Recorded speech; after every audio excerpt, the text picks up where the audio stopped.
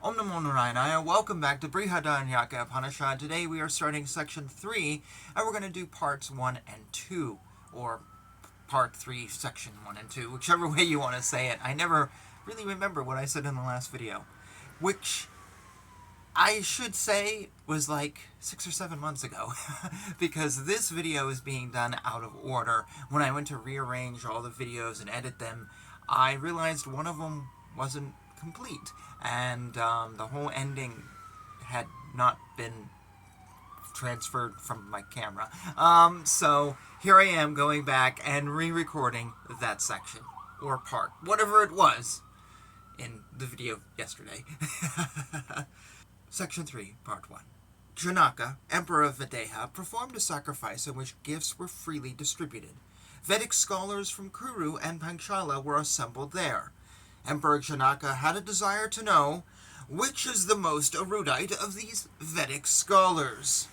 He had 1,000 cows confined in a pen, and on the horns of each cow were fixed 10 padas of gold. He said to them, "Reverend Brahmas, let him who is the best Vedic scholar among you drive these cows home." None of the Brahmanas dared. Then Yajnavalkya said to a pupil of his, "Samashravas, please drive these cows home." He drove them. The Brahmanas were enraged. "How does he dare to call himself the best Vedic scholar among us?" There was a hotar of the emperor named Asvala. He now asked Yajnavalkya, "Yajnavalkya, are you indeed the best Vedic scholar among us?" Yajnavalkya replied, "I bow to the best Vedic scholar. I just want the cows." Thereupon the hotar determined to interrogate him. He said, "Yajnavalkya, since all this is overtaken by death and swayed by it, by what means does the sacrificer go beyond the clutches of death?" Yajnavalkya said, "Through the organ of speech, through fire, which is the real priest called hotar. The sacrificer's organ of speech is the hotar. This organ of speech is fire. This fire is the hotar. This fire is liberation. This liberation is emancipation." "Yajnavalkya," said the hotar, "since all this is overtaken by day and night and swayed by them, by what means does the sacrificer go beyond the clutches of day and night?" Yajnavalkya replied, "Through the eye, through the sun, which is the real priest called Advaryu. The eye of the sacrificer is the Advaryu. This eye is the sun. This sun is the Advaryu. This sun is liberation, and this liberation is emancipation." "Yajnavalkya," said the hotar, "since all this is overtaken by the bright and dark fortnights, and swayed by them, by what means does the sacrificer go beyond the bright and dark fortnights?" Yajnavalkya said, "Through the vital force, through air, which is the real priest called Udgatar. The vital force of the sacrificer is the Udgatar. This vital force is air, and it is the Udgatar. This air is liberation, and this liberation is emancipation." "Yajnavalkya," said the hotar, "since the sky is, as it were, without a support, through what support does the sacrificer go to heaven?" Yajnavalkya said, "Through the mind, through the moon, which is the real priest called Brahman. The mind of the sacrificer is the Brahman. This Brahman is the moon. The moon is the Brahman. This moon is liberation, and this liberation is emancipation." So far about the ways of emancipation, now about the meditations based on resemblance. "Yajnavalkya," said the hotar, "with how many kinds of rik would the hotar do his part in the sacrifice today?" Yajnavalkya said, "With 3 kinds." The hotar asked, "Which are those 3?" Yajnavalkya said, "The preliminary, the sacrificial, and the eulogistic hymns, as the third. The Hoter asked, "What does he win through them?" Yajnavalkya said, "All this that is living." "Yajnavalkya," said the Hoter, "how many kinds of oblations will the Advaryu offer in this sacrifice today?" Yajnavalkya said, "3.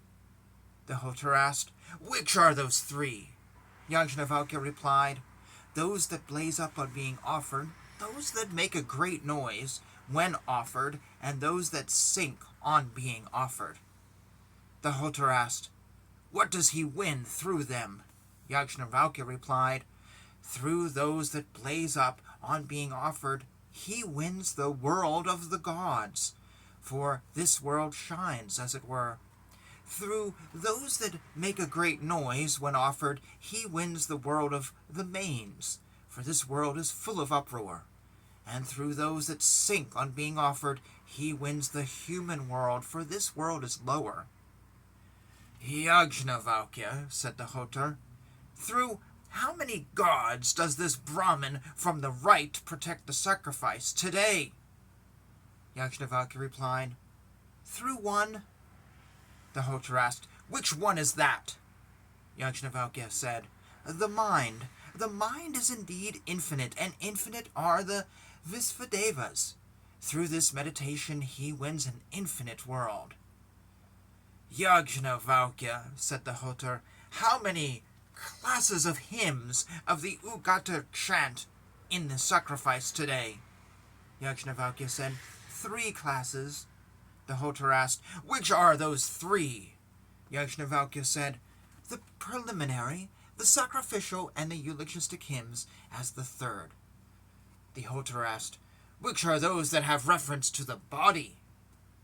Yajnavalkya replied, "The prana is the preliminary hymn, the apana is the sacrificial hymn, and the vyana is the eulogistic hymn."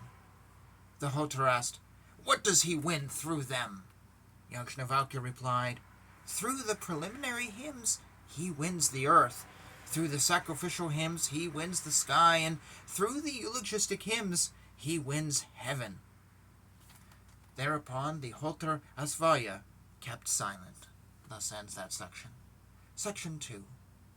Then Artabhaga, of the line of Jaratkaru, asked Yajnavalkya, "Yajnavalkya, how many are the grahas and how many are the atigrahas?"